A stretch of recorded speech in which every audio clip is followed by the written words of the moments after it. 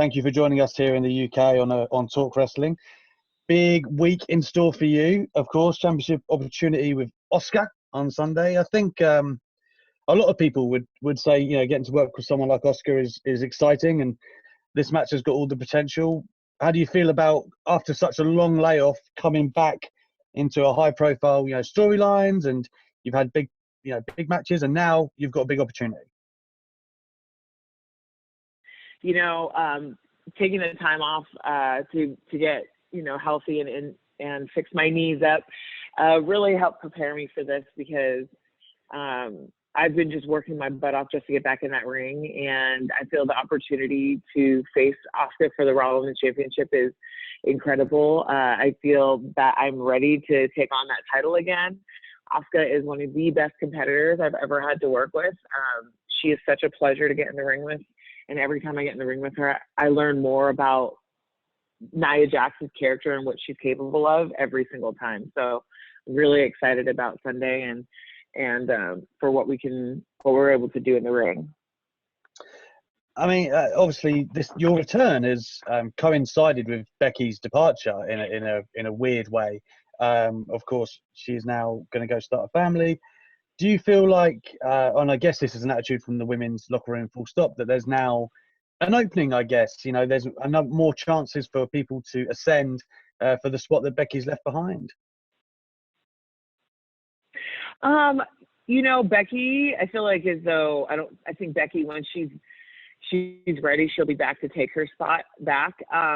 But I do agree there is that spot in the women's division for us to step into as ourselves, as our own. And I feel as though we have plenty of talent that is going to be able to step up to the plate. And I'm really excited to see in the upcoming future of what's going to happen. You never know who's going to be able to step up and create such a buzz as the man has. I mean, when you was away for that year, like you said, I mean that's a hell of a thing to overcome, double knee surgery. Talk to me about the range of emotions, I guess, but what you saw during your year off. How much wrestling did you actually watch, and then kind of how pumped did you get as your return edged closer? In the beginning of my surgery or of my recovery and rehab, I didn't watch much wrestling. But towards the end, I mean, the last 3 months, that's just all I was watching and obsessing over. And it was really cool to see what the women were doing. I feel as though it's crazy how, right now during the pandemic where everybody was shut down, I feel as though this has been the best roster we've had in so long, that I can't wait till we get an audience back so they can just feel and see exactly what we're capable of. But having the time off to really sit back and not only just watch what the women have been doing and what we have coming up, but it's also able to, for me to tap into things that I haven't been able to use that I know that I'm capable of. So it was a really good thing for me, and I'm glad that I'm able to come back and learn a new way to wrestle in front of no audience. Yeah. And, just prepare myself when we have an audience again. You know what I think is interesting is that a guy like Drew McIntyre has really found himself by being more of himself on camera. It's much closer to his personality. One thing I would always say for you is you seem like such a fun, vibrant person when I see these Instagram videos or social media, things like that. And yet on TV, you're kind of constantly portrayed as a heel or a dominant kind of bad guy, for want of a better term. Do you ever feel like you get typecast a little bit like that? You'd like to have more fun, I guess, because I think a lot of fans out there know that side of you and would probably like to see it on TV. I have fun playing things, being different characters.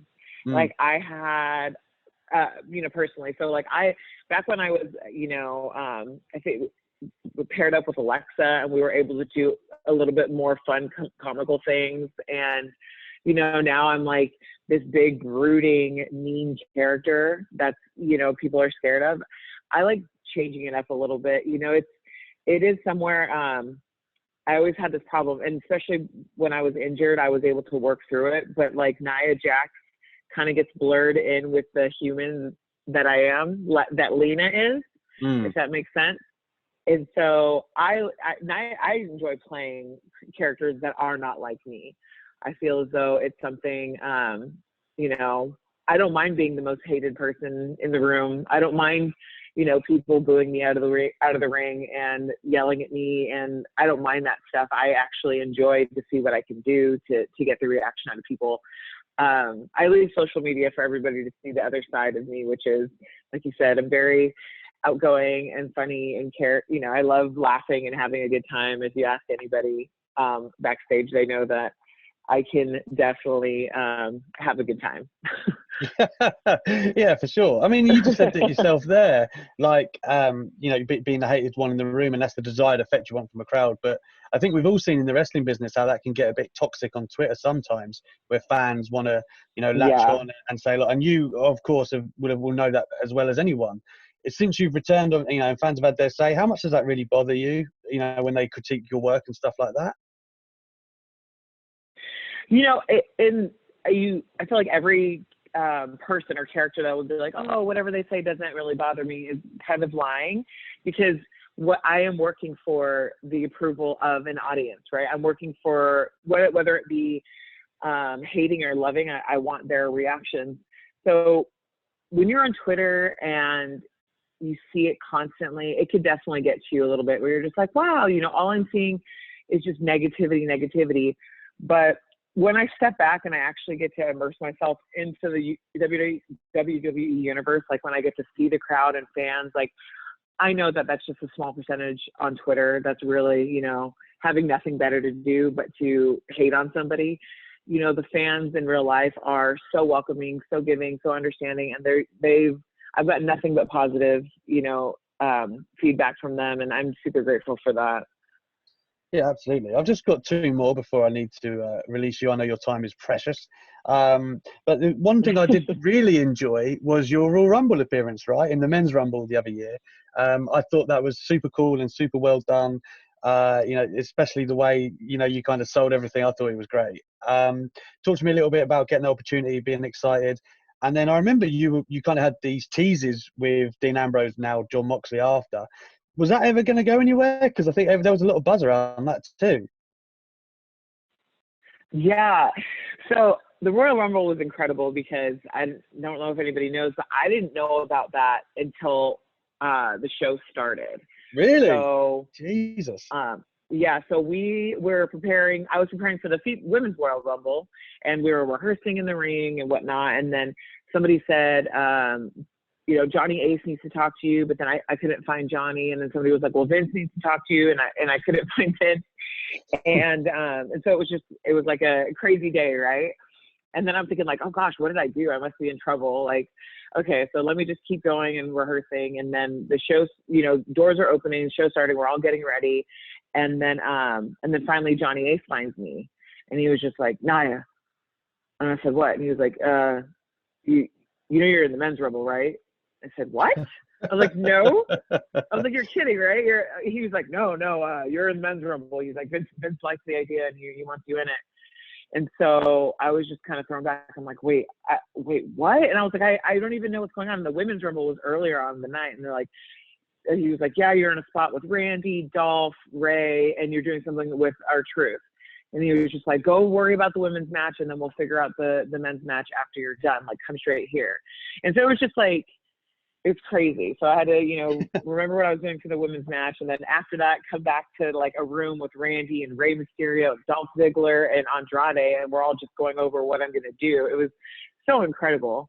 They were so giving and so amazing. And so getting out there and getting into the ring with all, I mean, that crowd was insane. It was incredible. It was just such an amazing experience. And I still get chills thinking about it. I feel like that's like the highlight of my career thus far. But yeah. And then soon, I believe, what was it? I did get into something with Dean. That's like a stare down. Yeah. And yeah, we had the stare down, and I think I hit him in the back. But I was super excited because Dean, or John, whatever you want to call him, right now. He's such a cool dude, and he and I had a conversation before that stare down, and he was just like, yeah, he was like, so, this will be cool, this will be great. Like he was just, being his Dean Ambrose self, and I don't know what exactly happened. I know we were advertised to be in a match on a live event, but I wasn't really given any more information, because when I showed up to that live event, that wasn't what was booked. And so I found it would have been myself. cool, though. Definitely would have been cool. Yeah.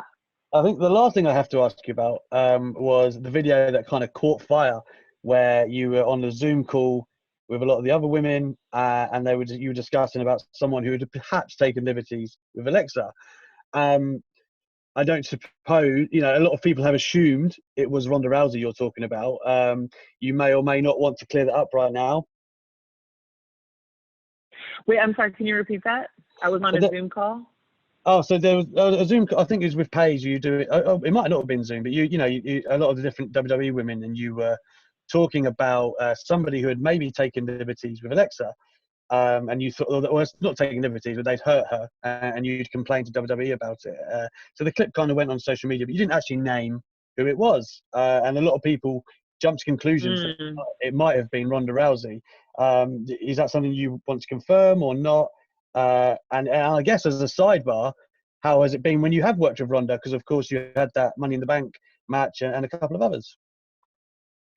Yeah, no. So I feel as though like I did get a little like mixed up, as into where I don't think I necessarily said that she was. I think Lexi was getting hurt in these matches. I don't believe the person that was in the match with her took liberties. Sorry, I think that was my paraphrasing. My apologies. No, it's okay. No, I think a lot of people assume that as well. I do not think the person that, yes, it was Ronda. I do not think she took liberties with Lexi. I think that things happen, and Alexa is, she's very strong, and she's so strong-willed, and she doesn't want to give up. She never wants to be told she can't do something.